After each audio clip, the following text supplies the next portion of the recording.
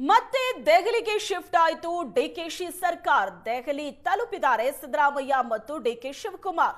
ಸಂಪುಟ ರಚನೆಯ ಕಸರತ್ತು ಈಗ ದೆಹಲಿ ಅಂಗಳದಲ್ಲಿ ನಡೆಯುತ್ತೆ. ವರಿಷ್ಠರ ಜೊತೆ ಡಿಕೆ ಶಿವಕುಮಾರ್ ಮತ್ತು ಸಿದ್ದರಾಮಯ್ಯ ಇಬ್ರು ಕೂಡ ಚರ್ಚೆ ಮಾಡಲಿದ್ದಾರೆ. ಕಾಂಗ್ರೆಸ್ ವರಿಷ್ಠರನ್ನ ಭೇಟಿಯಾಗಲಿದ್ದಾರೆ. ಖರ್ಗೆ, ರಾಹುಲ್ ಗಾಂಧಿ, ವೇಣುಗೋಪಾಲ್ ಜೊತೆ ಮೀಟಿಂಗ್ ಇದೆ. ವರಿಷ್ಠರ ಜೊತೆ ಚರ್ಚಿಸಿ ಪಟ್ಟಿಯನ್ನ ಡಿಕೆ ಶಿವಕುಮಾರ್ ಫೈನಲ್ ಮಾಡಲಿದ್ದಾರೆ. ಬುಧವಾರ ಪಟ್ಟಾಭಿಷೇಕಕ್ಕೆ ಮುಹೂರ್ತ ಫಿಕ್ಸ್ ಆಗಿದೆ.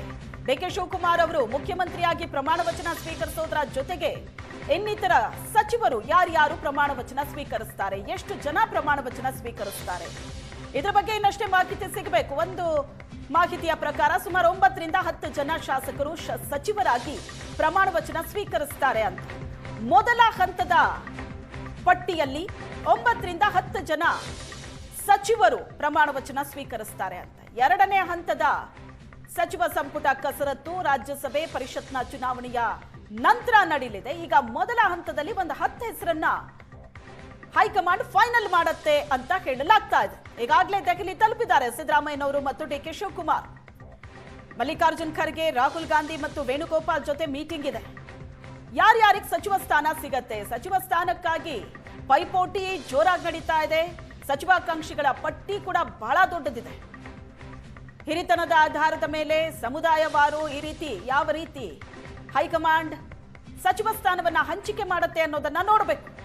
ವರಿಷ್ಠರ ಜೊತೆ ಚರ್ಚೆ ಮಾಡಿ ಪಟ್ಟಿಯನ್ನ ಫೈನಲ್ ಮಾಡಲಿದ್ದಾರೆ ಡಿಕೆ ಶಿವಕುಮಾರ್.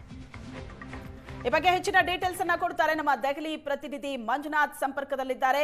ಮಂಜುನಾಥ್, ಈಗ ಡಿಕೆ ಶಿವಕುಮಾರ್ ಅವರ ಸರ್ಕಾರ ದೆಹಲಿ ಅಂಗಳಕ್ಕೆ ಶಿಫ್ಟ್ ಆಗಿದೆ.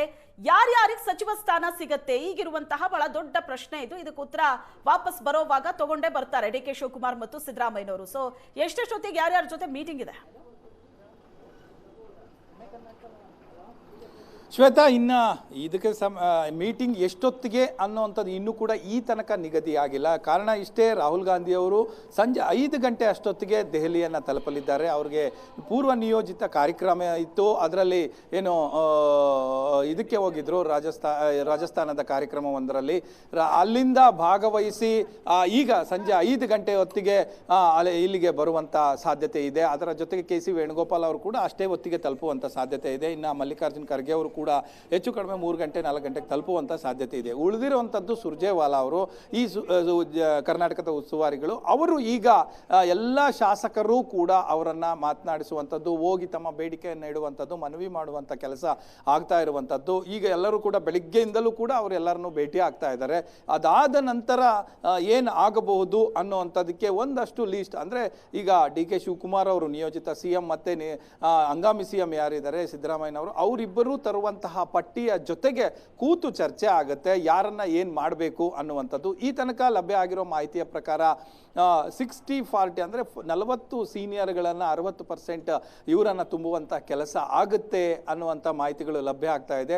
ಹೆಂಗ್ ಕ್ಯಾಬಿನೆಟ್ ಹೆಚ್ಚು ಒತ್ತು ಕೊಟ್ಟಿರುವಂಥದ್ದು ಇದೆ ಅನ್ನುವಂಥದ್ದು ಈ ತನಕ ನಡೆದಿರುವಂಥ ಚರ್ಚೆಗಳಲ್ಲಿ ಕೇಳಿ ಬರ್ತಾ ಇರುವಂಥದ್ದು. ಇದರ ಜೊತೆಯಲ್ಲಿ ಕೇವಲ ಕ್ಯಾಬಿನೆಟ್ಗೆ ಸೀಮಿತ ಆಗುತ್ತಾ ಇವತ್ತಿನ ಮಾತುಕತೆ ಅಂದರೆ ಇಲ್ಲ.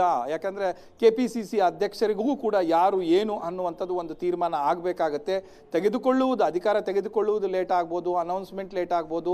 ಬಟ್ ಅದನ್ನೆಲ್ಲವನ್ನ ಇಟ್ಟುಕೊಂಡು ಇವತ್ತು ಚರ್ಚೆ ಮಾಡಿ ಯಾರು KPCC ಅಧ್ಯಕ್ಷರಾಗ್ತಾರೆ, ಅವ್ರಿಗೆ ಯಾವ ರೀತಿ ಅಧಿಕಾರ ಹಂಚಿಕೆ ಆಗಬೇಕು, ಏನು ಎತ್ತ ಎಲ್ಲವನ್ನು ಕೂಡ ಆಗಬೇಕಾಗುತ್ತೆ. ಆ ಚರ್ಚೆಗಳು ಇವತ್ತು ಗಂಭೀರವಾಗಿ ನಡೆಯುವಂಥ ಸಾಧ್ಯತೆ ಇದೆ. Shweta. Yes, thank you Manjunath.